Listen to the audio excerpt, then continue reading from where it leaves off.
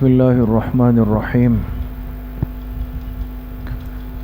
آج جو سوا پارہ پڑھا گیا اس میں سورۃ الرعد کا بقیہ حصہ، پوری سورہ ابراہیم، پوری سورہ حجر اور سورۃ النحل کا ابتدائی تقریباً حصہ تلاوت کیا گیا ہے۔ اس سوا پارے میں خلاصے کے طور پہ 6 باتیں اہم ہیں۔ پہلی بات، سورۃ الرعد میں اللہ پاک نے ایمان والوں کو سکون اور اطمینان قلبی کا نسخہ اور طریقہ بیان فرمایا ہے۔ اس دنیا میں ہر سلیم الفطرت سمجھدار انسان وہ اس تلاش میں ہوتا ہے کہ اس کو سکون نصیب ہو جائے اور اطمینان قلبی مل جائے، اس لیے کہ اگر ظاہری طور پر انسان کے پاس راحت کے، خوشی کے، آرام کے اسباب موجود ہو، لیکن اگر دل میں سکون نہ ہو تو یہ زندگی بہت مصیبت ہے۔ تو اصل سکون اور اطمینان وہ دل کا ہے، اطمینان قلب جس کو کہتے ہیں۔ اب یہ اطمینان قلب کیسے ملے گا؟ اللہ پاک نے خود اس کا حل اور نسخہ بیان فرمایا ہے۔ الا بذکر اللہ تطمئن القلوب، فرمایا آگاہ ہو جاؤ کہ دلوں کا اطمینان اللہ کے ذکر سے وابستہ ہے، اللہ کی یاد سے۔ تو معلوم ہوا کہ اگر کوئی شخص اپنے دل کو مطمئن کرنا چاہتا ہے، سکون اور راحت دینا چاہتا ہے، تو اسے اللہ پاک کے ذکر میں مشغول رہنا پڑے گا، اللہ کے ذکر کی عادت اور اللہ کے ذکر کی پابندی کرنی پڑے گی۔ بہت سارے نادان لوگ ایسے ہوتے ہیں کہ جو گناہوں کے ذریعے سے دل کو مطمئن کرنا چاہتے ہیں۔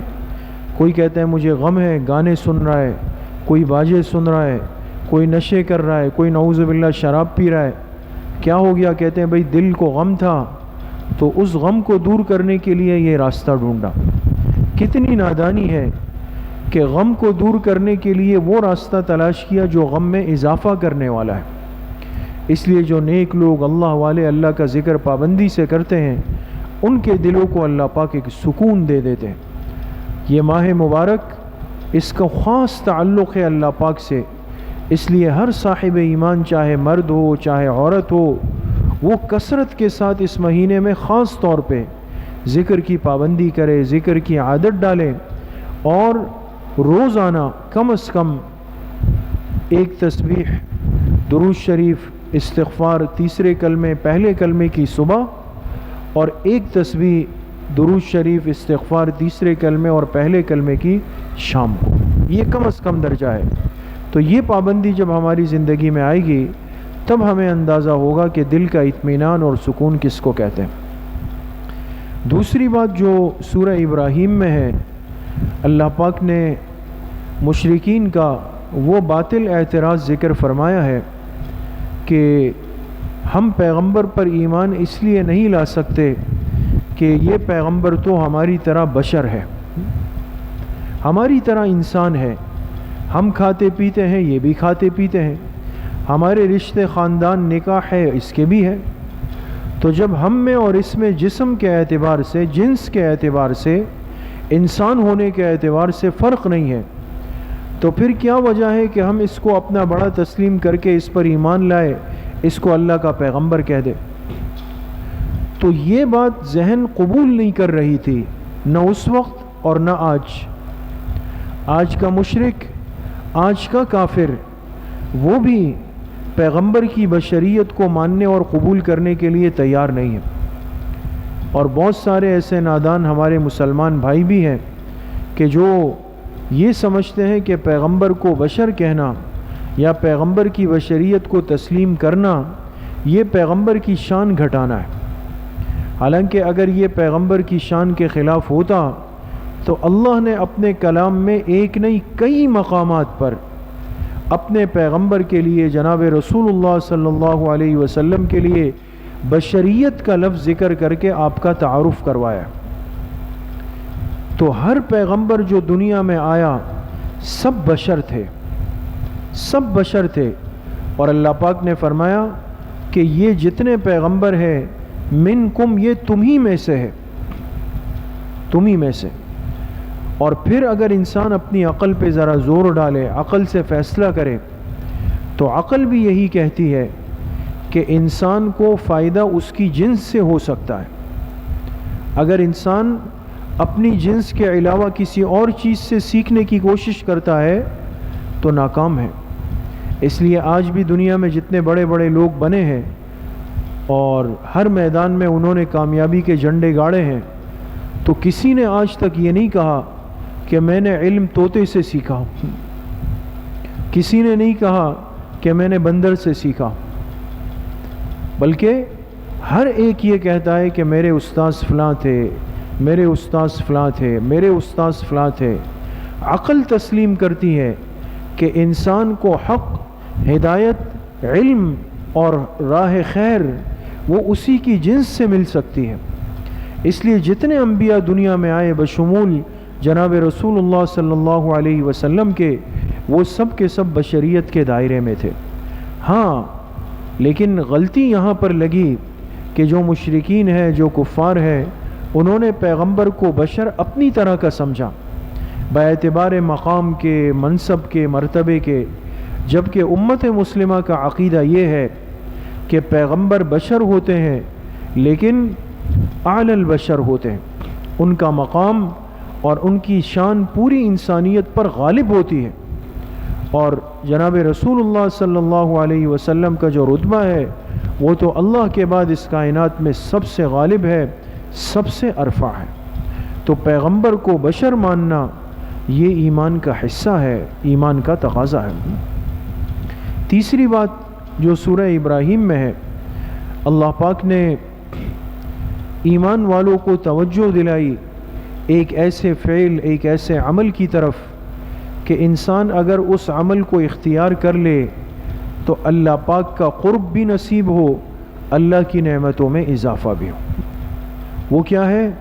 فرمائے لئن شکرتم لازیدنکم، فرمائے اے ایمان والو اگر تم شکر گزاری کی عادت ڈال لو، میں تمہاری نعمتوں کو اور بڑھا دوں گا، میں اس میں اور اضافہ کر لوں گا۔ تو اپنی زبان کو اللہ کی شکر کا عادی بنانا، شکر گزاری اللہ کو بہت محبوب عمل ہے۔ آج مصیبت یہ ہے ہم اللہ کی نعمتوں میں ڈوبے ہوئے ہیں۔ ہر انسان کے پاس اتنی نعمتیں ہیں کہ ہمارے حضرت شیخ پیر ذوالفقار صاحب دامت برکاتہم فرماتے ہیں کہ آج کے عام انسان کے پاس اتنی نعمتیں ہیں جو پچھلے زمانے کے بادشاہوں کو نصیب نہیں تھی، جو عام انسان کے پاس ہے، لیکن اس کے باوجود بھی ہمارے گلے شکوے ختم نہیں ہوتے۔ ہر وقت ہمارے شکوے اپنی زبانوں پہ جاری ہے۔ اگر 99 نعمتیں ہیں، ایک چیز نہیں ہے، تو انسان کہتا ہے یار ایک فلاں چیز میرے پاس نہیں ہے اور اس کے پاس ہے، ان 99 نعمتوں سے نگاہ ہٹ گئی۔ تو جب انسان میں شکر گزاری کی عادت آ جائے تو اللہ پاک اس کی نعمتوں کو بڑھانے لگ جاتے ہیں، اس میں اضافہ کرنے لگ جاتے ہیں۔ تو آج اگر ہم یہ چاہتے ہیں کہ ہمارے پاس جو جسم کی، صحت کی، علم کی، اولاد کی، رزق اور مال کی نعمتیں ہیں، اس میں اللہ برکت ڈال دے، اس میں اضافہ ہو، تو اس کا واحد حل اور نسخہ کیا ہے کہ ہم اپنے زبان کو اللہ کے شکر کا عادی بنا لیں۔ ہر نعمت پر، ہر خیر کے کام کی تکمیل پر الحمدللہ، الحمدللہ، الحمدللہ، اس کی عادت بنے، یہ ہماری زندگی کا حصہ بن جائے۔ چوتھی بات جو آج کے خلاصے میں ہے، اللہ پاک نے حضرت ابراہیم علیہ السلام جو اللہ کے جلیل القدر پیغمبر گزرے ہیں اور اس امت کے بانی مبانی ہیں، اس لیے کہ یہ ملت ابراہیمی ہے، اللہ نے ان کا تذکرہ فرمایا کہ جب میرے خلیل حضرت ابراہیم علیہ السلام نے میرے حکم پر میرے گھر کی تعمیر کی، بیت اللہ کی تعمیر مکمل کی اور اس سے فارغ ہو گئے، تو پھر انہوں نے اللہ پاک سے کچھ دعائیں مانگی، اللہ سے دعائیں مانگی، رب اجعل ھذا البلد آمنا۔ ایک دعا تو یہ تھی، اے اللہ اس جگہ کو امن کی جگہ بنا دے، امن کی جگہ بنا دے۔ تو یہ دعا اللہ نے قبول فرمائی، اس لیے آج بیت اللہ شریف کو اللہ پاک نے مقام امن بنا دیا۔ جو اس کے اندر چلا جائے وہ محفوظ ہے، اس کو کوئی نقصان نہیں پہنچا سکتا۔ یہاں تک فقہا نے مسئلہ لکھا کہ ایک آدمی اگر کسی کو قتل کر کے یا زخمی کر کے اور پھر بھاگ کر بیت اللہ کے اندر چھپ جائے اور لوگوں کو پتہ چل جائے، حاکم وقت کو پتہ چل جائے کہ یہ قاتل ہے، تو اس قاتل سے اندر قصاص نہیں لیا جائے گا، بلکہ اس کو مجبور کیا جائے گا کسی طریقے سے وہ باہر نکلے، حدود حرم سے باہر نکال کر پھر اس کو اس کے جرم کی سزا دی جائے گی۔ اللہ نے اس کو جائے امن بنایا۔ ابراہیم علیہ السلام کی دعا قبول ہو گئی۔ اور دوسری دعا یہ مانگی کہ وَارْزُقْهُم مِّنَ الثَّمَرَاتِ، اے اللہ یہاں کے رہنے والوں کو پھلوں کا رزق دے دے، پھل۔ اور یہ تو ہر جانے والا، اللہ سب کو وہاں کی حاضری نصیب فرمائے۔ دنیا کے کونے کونے میں جتنے پھل پیدا ہوتے ہیں وہ سب سے پہلے مکہ مکرمہ پہنچتے ہیں۔ اللہ کی شان دیکھیں کہ مکہ کی زمین میں زیادہ سے زیادہ کھجور کی پیدا کرنے کی صلاحیت ہے، ورنہ کھجور بھی مدینہ کی زمین سے پیدا ہوتی ہے۔ مکہ کی زمین سنگریلی ہے، پتریلی ہے، سخت ہے، الا ماشاءاللہ بعض جگہوں پہ کھجور کے درخت پیدا ہوتے ہیں۔ لیکن اللہ نے ایسی دعا قبول کی کہ پوری دنیا کے جو پھل ہیں اس کی سب سے اعلیٰ معیار، اعلیٰ کوالٹی وہ پہلے مکہ مکرمہ پہنچتے ہیں اور وہاں جانے والے لوگ اس کو استعمال کرتے ہیں۔ اور تیسری دعا یہ مانگی کہ اے اللہ یہاں کی محبت لوگوں کے دلوں میں پیدا کر دے، وَاجْعَلْ أَفْئِدَةً مِّنَ النَّاسِ تَهْوِي إِلَيْهِمْ، اس جگہ کی محبت لوگوں کے دلوں میں رکھ دے۔ آج دیکھیں امت کے دل بیت اللہ اور مسجد نبوی کے لیے کتنے تڑپتے ہیں۔ آج اگر ان حالات کی وجہ سے بندش ہو گئی تو امت کتنی پریشان ہے حرمین الشریفین کی حاضری کے لیے۔ اللہ آسانیاں فرمائے۔ تو ابراہیم علیہ السلام کی دعائیں قبول ہوئی۔ علماء نے اس سے نقطہ نکالا کہ معلوم ہوا کہ جب انسان کسی خیر کے کام سے، نیکی کے کام سے فارغ ہو کر دعا مانگتا ہے، اللہ اس کو رد نہیں کرتے، قبول ہوتی ہے۔ اس لیے دیکھیں افطاری کے وقت میں دعائیں قبول ہوتی ہے، کیوں؟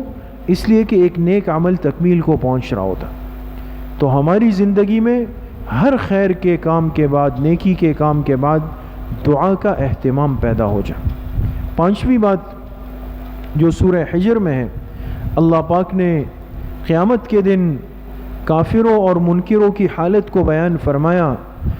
جب قیامت قائم ہوگی، اللہ کے سامنے پیشی ہوگی اور حساب کتاب کا عمل شروع ہوگا، اور جب یہ کافر، یہ منکر، یہ منافق، یہ مشرک جب اس دن کی سختی اور ہولناکی اور حقیقت کو دیکھیں گے تو سمجھ جائیں گے کہ ہم سے بہت بڑی غلطی ہو گئی۔ جس دن کا انکار کرتے تھے، بعث بعد الموت کو قبول نہیں کرتے تھے، آج پتہ چلا وہ تو حقیقت ہے۔ تو اللہ فرماتے ہیں کہ یہ کیا کہیں گے؟ کاش کہ ہم دنیا میں اس دن کو قبول کر لیتے، اس پر ایمان لے آتے۔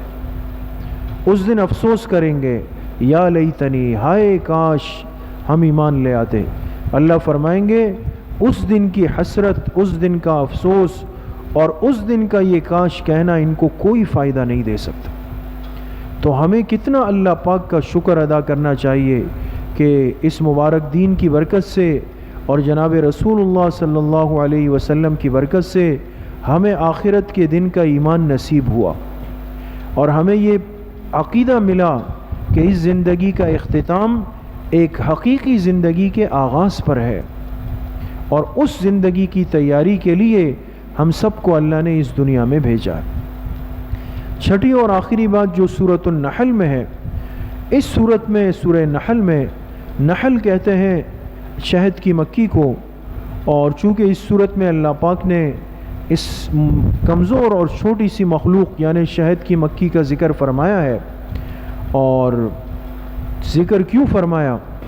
اس لیے کہ یہ وہ مخلوق ہے کہ جو جسم کے اعتبار سے تو چھوٹی ہے، معمولی سی ہے، لیکن اس کو اللہ نے ایک کام دیا ہے، ایک جذبہ دیا ہے، اور وہ جذبہ کیا ہے کہ جب صبح ہوتی ہے تو شہد کی تمام مکھیاں اپنے چھتوں سے نکلتی ہے اور پھلوں اور پھولوں کی تلاش میں دور تک چلی جاتی ہے، دور تک جاتی ہے اور باقاعدہ ڈھونڈتی ہے۔ یہ نہیں کہ ہر پھل پہ بیٹھنا ہے، ہر پھول پہ، ہر پودے پہ نہیں، بلکہ خاص خوشبودار پودا۔